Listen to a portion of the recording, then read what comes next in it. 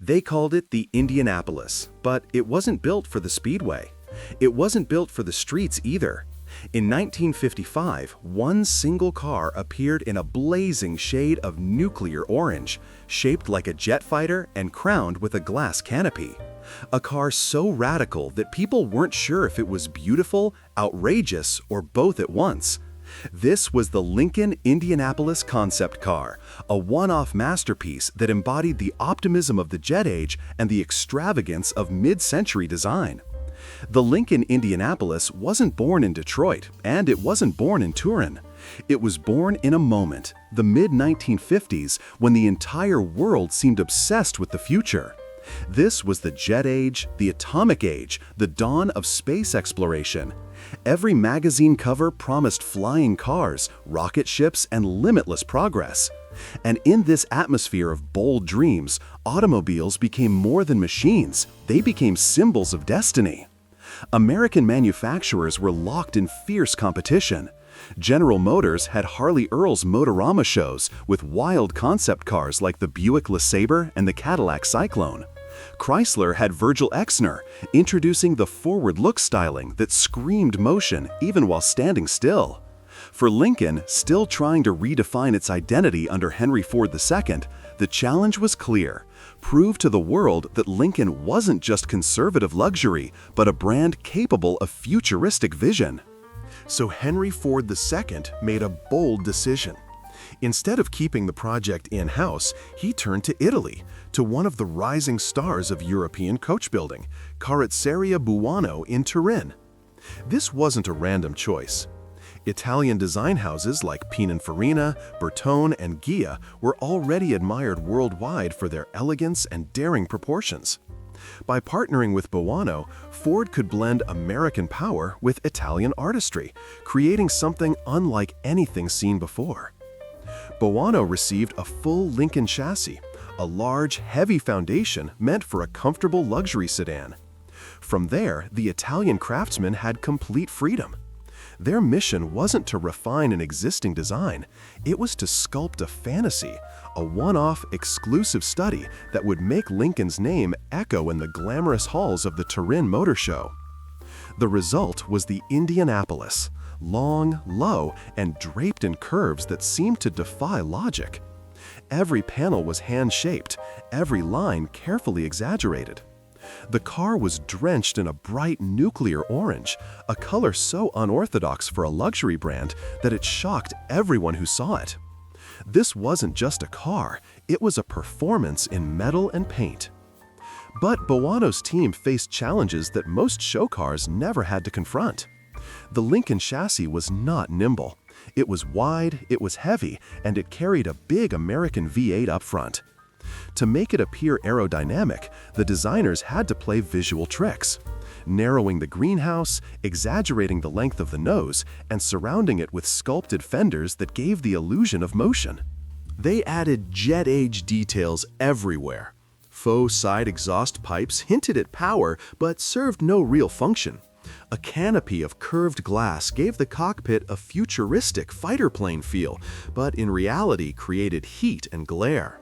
Wing-like tail sections suggested aerodynamics borrowed from aviation, though they were purely ornamental. In short, it was a car designed to look like tomorrow, not necessarily to drive like it. And that was the point. The Indianapolis wasn't intended for mass production or dealership showrooms. Its target audience was not the average buyer.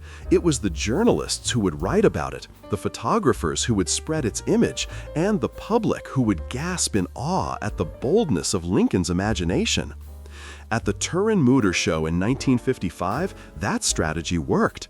The Indianapolis stood out in a sea of chrome and steel. It wasn't refined elegance like a Pininfarina Ferrari, nor was it brute Americana like a Cadillac Eldorado. It was something in between, an Italian-built interpretation of American luxury turned up to the extreme. For Lincoln, the Indianapolis was a statement. We too can dream. We too can shock. We too can belong to the future. And for Boano, it was a chance to show that Italian design could take even the most traditional American platform and transform it into a spectacle worthy of global attention. The Indianapolis was never meant to be driven daily. It wasn't designed to win races or to outsell Cadillac. It was designed for something much more abstract, but also much more powerful, to inspire wonder, to make people stop, stare, and believe, if only for a moment, that the future had already arrived. On paper, the Lincoln Indianapolis didn't promise revolutionary engineering. Underneath its flamboyant shell was the same proven technology that powered Lincoln's production cars in the mid-1950s. At its heart sat a Lincoln Y-Block V8, displacing 341 cubic inches, or about 5.6 liters, producing close to 225 horsepower. Power was fed through a 3-speed automatic transmission, driving the rear wheels in the traditional American layout of the time. For a show car, these numbers weren't extraordinary, but that wasn't the point. What made the Indianapolis unforgettable was everything that surrounded that mechanical core. The first thing that struck onlookers in 1955 was its color. Instead of the muted blacks, silvers, or deep blues that defined luxury sedans, the Indianapolis arrived drenched in a searing nuclear orange. This was no accident. It was a calculated move to shock the senses, to guarantee that even from across the crowded Turin Motor Show floor, the Indianapolis demanded attention. In an era when bold paint was reserved mostly for hot rods or racing machines, this choice alone set it apart. Then came the bodywork, an audacious display of Boano's craftsmanship. The front end was elongated and pointed, giving the impression of speed and aggression. Large sculpted fenders flared outward, almost as if embracing the road. Along the sides, faux exhaust pipes suggested power spilling directly from the engine bay, but in truth they were ornamental. Above it all, a canopy-style glass roof wrapped around the cockpit, echoing the look of fighter jets and space capsules. It was as if the designers were telling the public, "This is not a car. This is a vehicle for the future." Step closer, and the details became even more dramatic. The rear carried hints of wing-like extensions, subtle nods to aerodynamics in an age when wind tunnels were still a novelty in car design. Chrome accents glistened across the body, not for function, but for spectacle. Even the badging was special, a side emblem featuring a checkered flag motif, tying the Indianapolis to the spirit of racing, though it was never destined to see a track. Inside, the cabin reinforced the futuristic fantasy. The glass canopy allowed an abundance of light, giving passengers the illusion of sitting in a cockpit rather than a conventional car. The seats were sleek, trimmed in high-quality leather, with minimal ornamentation compared to the flamboyance outside. Instrumentation was tucked neatly into a simple dash, but the overall effect wasn't practicality, it was theater. Every choice reminded you that you weren't sitting in a production Lincoln, you were sitting in a dream machine. When the Indianapolis debuted at the Turin Motor Show of 1955, reactions were immediate and divided. For some, it was mesmerizing, a bold glimpse into what American luxury might become. One magazine even placed it on the cover, asking whether this was the next Lincoln. For others, it was excessive, almost grotesque. Critics pointed to the awkward proportions, the heavy front end, and the blinding paintwork. Some dismissed it as little more than a rolling sculpture. And in truth, that's exactly what it was meant to be. The Indianapolis wasn't engineered for mass production. Many of its design features would have been impractical, if not impossible, to translate into a showroom model. The canopy roof, while striking, would have made ventilation unbearable under the summer sun. The decorative exhausts and oversized fenders added weight and complexity without functional gain. Even the bright orange paint, so perfect for a show floor, would have been too polarizing for everyday buyers of the 1950s. But judged by the standards of a concept car, it achieved its mission brilliantly. It turned heads, it sparked debate, it pushed the boundaries of what a Lincoln could look like, at least in theory.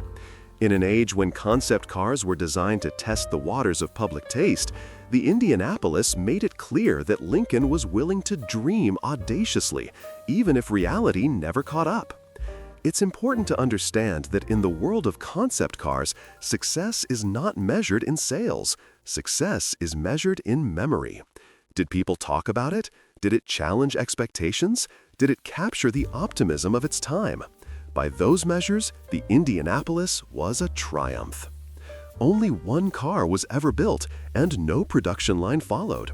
But the Indianapolis didn't need siblings to leave its mark. Its striking body, its shocking paint, its balance between American muscle and Italian flair, all of these made it unforgettable. Whether loved or hated, it embodied the spirit of the jet age, daring, experimental, unafraid to be excessive. And so, while its mechanical specifications were ordinary, its design elevated it to the extraordinary. The Lincoln Indianapolis wasn't about horsepower or quarter-mile times. It was about imagination, spectacle, and the promise of a future that never arrived. After the bright lights of the 1955 Turin Motor Show dimmed, the Lincoln Indianapolis could easily have vanished into obscurity. Many concept cars of the 1950s did just that, shown once, then scrapped or forgotten. But the Indianapolis was different. Against the odds, this one-off creation survived, and in surviving, it became one of the most fascinating relics of the jet age era. Its early post-show history is filled with mystery and rumor. Some accounts suggest that Henry Ford II himself used the car briefly, enjoying its theatrical presence before passing it on. Other stories claim it was gifted to Hollywood actor Errol Flynn, adding a layer of celebrity glamour to its already colorful story. While documentation on these claims is scarce, what matters is that the Indianapolis did not vanish. It moved quietly through private hands, a secret treasure that only a handful of collectors even knew existed. As decades passed, the Indianapolis began to take on a new kind of value, not as a vision of the future, but as a time capsule of the past. It represented an era when automakers dared to go to extremes, when design was unconstrained by practicality. By the late 20th century, collectors of rare and unusual cars began to seek it out, recognizing that its survival made it one of the rarest Lincoln vehicles ever built. Eventually, the Indianapolis underwent a meticulous restoration, bringing it back to its original nuclear orange brilliance. The restoration was no small task. Every part was unique, every curve custom-built, meaning that restoring it required artisanship closer to sculpture than mechanics. The goal wasn't to modernize it, but to return it to its 1955 glory, as if it had just rolled off Boano's floor in Turin. That restoration set the stage for its modern legacy. In 2013, at a high-profile R.M. Sotheby's auction, the Indianapolis sold for more than $1.2 million. That price wasn't about performance statistics. It was about history, rarity, and artistry. The Indianapolis had gone from experimental show car to priceless artifact, cementing its place as one of the most desirable concept cars in the world. Today, there is only one known Indianapolis in existence. No replicas, no production siblings. That exclusivity makes it as much a museum piece as an automobile. For collectors, it represents the pinnacle of rarity, a car that cannot be found elsewhere no matter the price. It also poses challenges. Maintenance requires specialists who can replicate parts that were never mass-produced. Transporting and displaying it demands museum-level care. Owning it is less about driving and more about preserving history. Among enthusiasts, the Indianapolis is often described with paradox. Some call it beautiful, others bizarre. In forums and publications, it's often said to be weirdly hideous and weirdly beautiful at the same time. And perhaps that's what makes it enduring. It is not a car that aims for universal approval. Instead, it provokes, polarizes, and sparks conversation, exactly what a concept car is supposed to do. Beyond its market value, the Indianapolis carries cultural value. It embodies the optimism of the 1950s when the world believed technology could solve anything, and when even a luxury car brand dared to paint a concept in bright orange and cover it in jet-inspired details. It's a rolling reminder of a time when design was fearless, when automakers weren't afraid to chase spectacle. Its curiosities only add to its legend. The name Indianapolis conjures visions of the famous American racetrack, yet the car was never designed to compete there. Its checkered flag emblem hints at racing DNA, though it never raced. Its flamboyant orange paint was chosen not for elegance, but to dazzle showgoers, ensuring it couldn't be ignored. Even the fact that it was built in Italy yet represented American luxury is part of its mystique. It stood at the intersection of two design cultures, blending European craftsmanship with American ambition. Today, when the Indianapolis appears at concours events or private exhibitions, it's not just admired, it's revered. Photographers flock to capture its curves, designers study its exaggerated lines, and enthusiasts marvel at the sheer audacity it represents. For many, it's less a car than a piece of art, something to be displayed under lights rather than parked in a garage. And in the grand history of Lincoln, the Indianapolis holds a unique position. It did not influence production cars directly. No Lincoln sedan in the late 1950s wore its canopy roof or its flamboyant wings. Yet its value lies not in what it produced, but in what it symbolized. It proved that Lincoln could be daring, that it could command international attention, and that even in an era of mass production, there was still room for pure imagination. For anyone lucky enough to see it today, the Indianapolis is more than just a car. It is a conversation with the past, a glimpse into a moment when designers believed the future could be shaped out of steel, glass, and paint.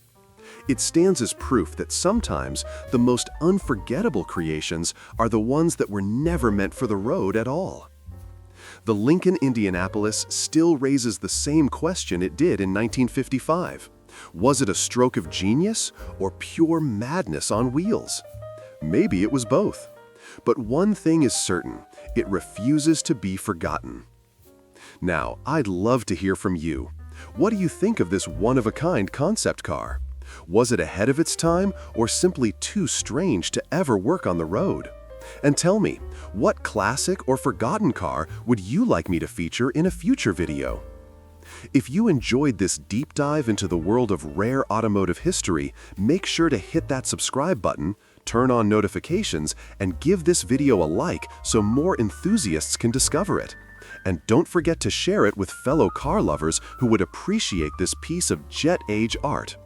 Your comments and ideas help keep this community alive, and I can't wait to see what you'll suggest next.